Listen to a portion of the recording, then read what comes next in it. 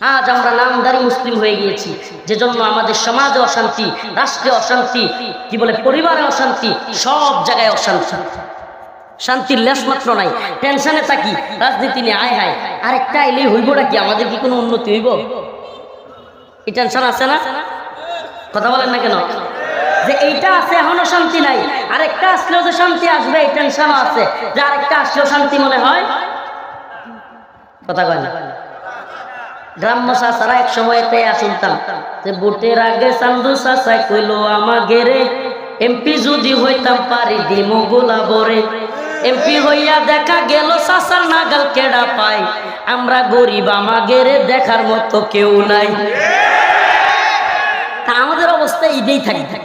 ভোটের আগে চান্দু চাচারা সবই বলবে, চান্দু চাচারা মাহফিলের মঞ্চে এসে ভোট চাইবে, আর আমরা ওয়াজের মঞ্চে একটু দিন নিয়ে রাষ্ট্র রাজনীতি নিয়ে কথা বললে বলবে হুজুর রাজনীতি করে। হ্যাঁ, যে মাহফিলে এসে ভোট চাই ফেলছে এটা রাজনীতি না, পাশায় পিড়াই এক আজীব অবস্থা। হুজুর গরম, আমি এমনিতেই গরম, আমার অবস্থা তো নরম হয়ে আসছে। শুনেন, এই যে রাজনীতি তারা করে মাহফিলের মঞ্চে এসে রাজনীতির বক্তব্য দিয়ে ভোট চায়া যায়, এতে সমস্যা নাই। এরা দেখবেন যে ইসলামিক মাহফিলগুলোতে এসে যাচ্ছে তাই ভাবে রাজনৈতিক বক্তব্য দেওয়া যায়, ভোট চায়া যায়। ভোটের আগে দেখবেন বিশাল পট্টি লাগায়, এরপর টুপি লাগায়, কয়েকটা যুব্বও করে ফেলে, আর রাস্তাঘাটে কলা গাছ দেখলে আসসালামু আলাইকুম আসসালামু আলাইকুম আছে না নাই? এদের অবস্থা কি? এরা আমাদেরকে বলে আমরা ধর্ম ব্যবসায়ী। আমি তো বলি ধর্ম ব্যবসার জন্য যদি নোবেল পুরস্কার থাকতো তো এরা পাওয়া যেত। ঠিক কি ঠিক না? এরা যেই বড় ধর্ম ব্যবসায়ী, একবারে দেখুন ভুট্টা আসার আগেই এত সুন্দর দাড়ি টুপি লাগাইয়া একটা কি বলে, এরপরে উমরায় যাবেই, বসে যাবে একটা পট্টি টট্টি বাইন দেয়া, একবারে সিরিয়াস অবস্থা। আরে হ্যাঁ, সেটা বড় পাক্কা মুসলমান কেডা আছে। দিন শেষে এদের অবস্থা কি? দিন শেষে এরা আমাদেরকে বলবে আমরা ধর্ম ব্যবসায়ী।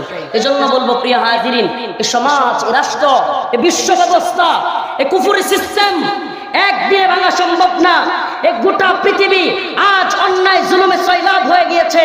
আজ টনকে টন বোমা ফিলিস্তিনে ফেলা হচ্ছে, আজ হাজারো মা বোনকে শহীদ করা হচ্ছে।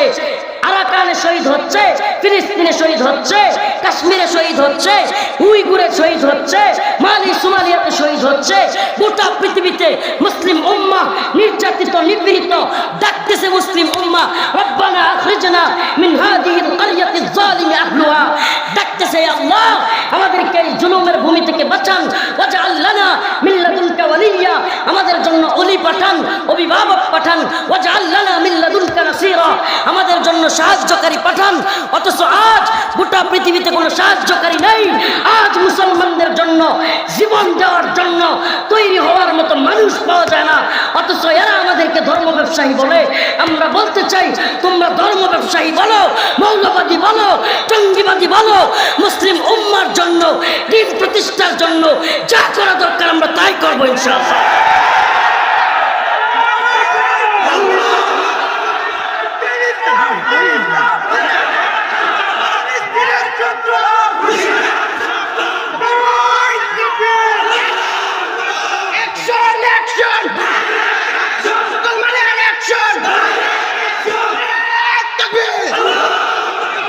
এজন্য বলেছি, গোটা বাংলাদেশে ভিতর থেকে বাইরে হওয়ার পরে একটাই স্লোগান, আমাদের এই তন্ত্র মন্ত্রের মাধ্যমে আমাদের কোনো সফলতা আসবে না।